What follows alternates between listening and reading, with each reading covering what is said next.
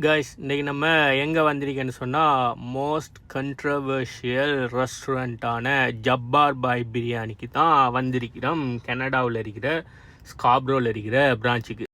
ஏன் இதை கண்ட்ரவர்ஷியல்னு சொன்னால் லைக் இந்த இந்த ஜப்பார் பாய் பிரியாணியோட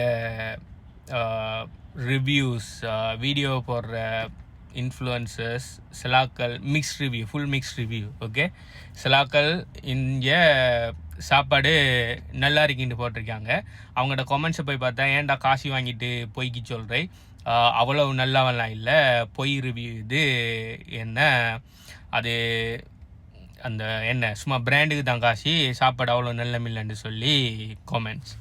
சிலாக்கள் போய் சில இன்ஃப்ளூயன்சர்ஸ் போய் சாப்பிட்டு போட்டு இதை விட வேறு பிரியாணி நல்லா இருக்குது, அவ்வளோ மோசமாக இருக்குது, அது இதுன்னு சொல்லி நெகட்டிவ் ரிவ்யூ கொடுத்துருக்கிற இன்ஃப்ளூயன்சர்ஸோட கொமெண்ட்டில் அந்தளவுக்கு மோசமாகலாம் ஒன்றும் இல்லை, இது நல்லா தான் இருக்குது, சும்மா பொறாமையில் அதைக்க வேணான்னு சொல்லி அதுக்கும் நெகட்டிவ் ரிவ்யூஸ். இப்போ ஒரு மாதிரியான ரிவ்யூஸ், அதாவது நிறைய பாசிட்டிவ் ரிவ்யூ வந்து 1-2 நெகட்டிவ் ரிவ்யூ வந்தால் பிரச்சனை இல்லை.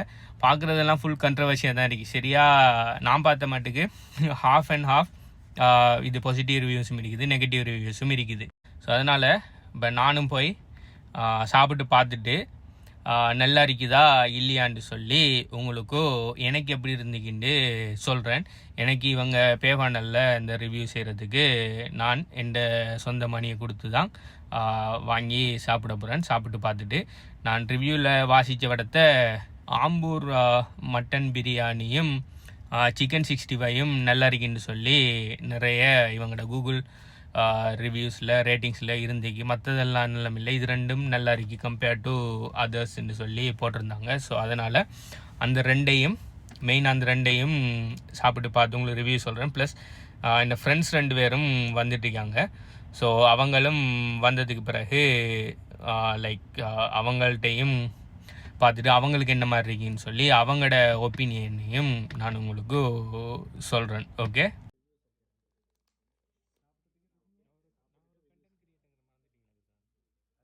ஓகே கைஸ், பிரியாணியை சாப்பிட்டாச்சு.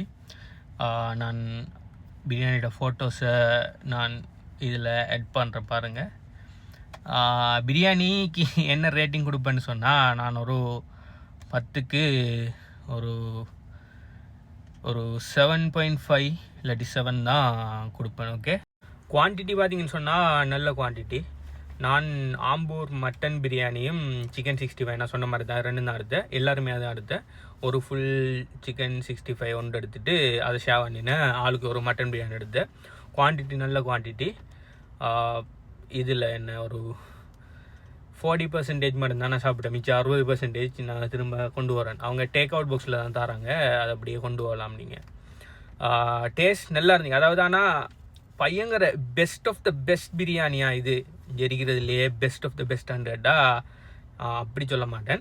ஆனால் சும்மா நல்ல பிரியாணி, நார்மலாக வந்து சாப்பிட்டு விட்டு போகிறது நல்ல பிரியாணி. இருக்கிற ஹைப்புக்கு உரியது இல்லை. நான் என் ஃப்ரெண்ட்ஸ்கிட்ட கேட்டேன், அவங்களாம் தான் சொன்னாங்க நார்மலாக டீசெண்டாக சாப்பிட்டு விட்டு போகிறதுக்குரிய நல்ல பிரியாணி. ஆனால் அந்த ரேட்டிங்கில் சொல்கிற மாதிரி 1 ஸ்டார் கொடுக்குற அளவுக்குலாம் அவ்வளோ மோசமாகலாம் இல்லை. நாங்கள் ஆர்டர் பண்ணி ஒரு 10 நிமிஷத்துல எங்களுக்கு வந்துட்டு, நிறைய பேர் டிலே ஆகினு சொல்கிறாங்க, அது நான் நீங்கள் டைமுக்கு ஏற்ற மாதிரி. நாங்கள் வந்தது ஒரு 7:30 அப்படி, ஈவினிங் 7:30. ஸோ எங்களுக்கு ஃபாஸ்ட்டாகவே கிடைச்சிட்டு ஒரு 10 நிமிஷத்துலேயே கொண்டு வந்து தந்துட்டாங்க.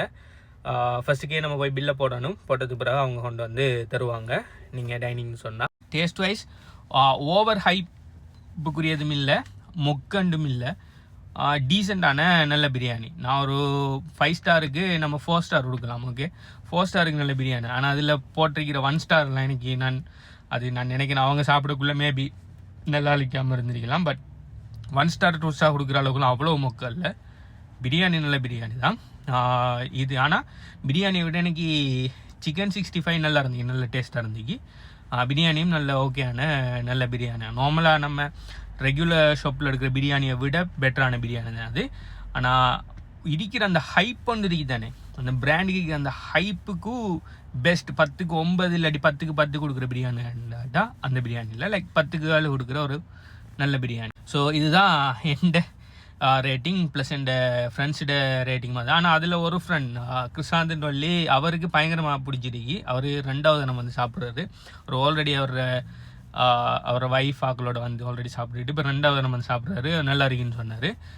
மற்ற சேவனுங்கிற ஃப்ரெண்டுக்கும் எனக்கும் ஒரு 10க்கு 7, அவர் கொஞ்சம் 10க்கு 8 மாதிரி சொன்னார். அவர் கொஞ்சம் நல்லா பிடிச்சிருந்தீங்க. எனக்கும் சேவனுங்கிற மற்ற ஃப்ரெண்டுக்கும் ஒரு அளவு தான். ஓகே, ஒரு அளவுன்னு சொன்னால் பெஸ்ட்டுன்னு இல்லை, ஒரு 10க்கு நாங்கள் 7 கொடுப்போம்.